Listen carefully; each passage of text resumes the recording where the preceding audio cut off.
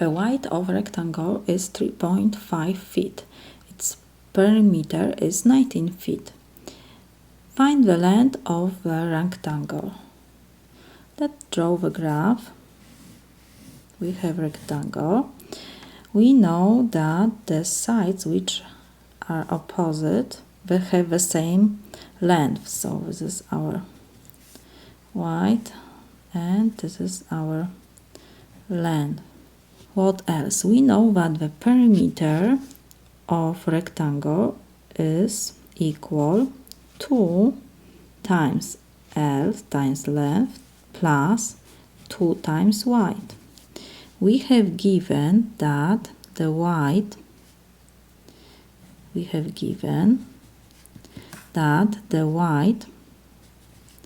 is equal 3.5 feet.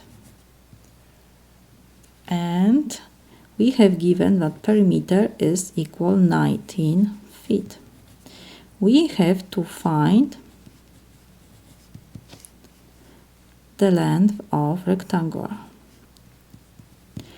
So let's replace our perimeter and our width by the given values.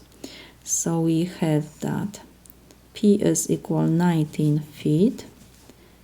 This is equal 2 times L, we don't know L, and we have plus 2 times W. W is 3.5 feet.